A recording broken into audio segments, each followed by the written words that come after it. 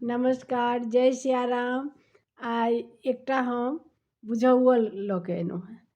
तऽ अपने सब गोटा बुझिते छियै, आर जे नवका पीढ़ीके बौआ सब छथि से कनि सुनता आ ओकर मतलब निकालता जे की भेलै।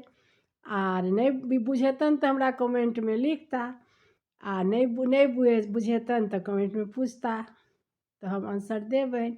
दू चारिटा नीक लागतै धियापुता सबके, आ अपने लोकनि तऽ बुझिते छियै सब। तऽ जय सिया राम। एकटा छै पहिल जे चाक डोले चकमहला डोले, चाक डोले चकमहला डोले, आ ठुट्ठा पीपर नहीं डोले, ठुट्ठा पीपर नहीं डोले। आर दोसर अइ जे एकटा पैर तर बगरा बाप रे बाप, पैर तर बगरा बाप रे बाप।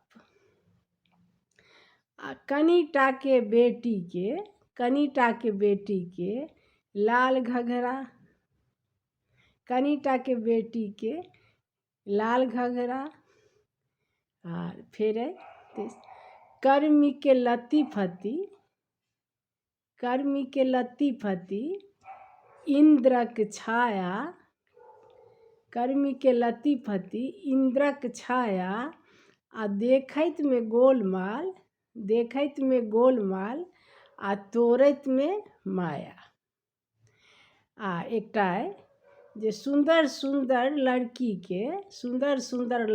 के कसल कसल बह, सुंदर सुंदर लड़की के कसल कसल बह। ई एकटा अइ, तऽ सुनै जायब, बौआ सब सुनता, सबके सुनब। आ जे अर्थ हमरा लिखब कमेंट में केहन लागल, आर नहीं तो फिर हम कहब। जय सिया राम, नमस्कार, धन्यवाद।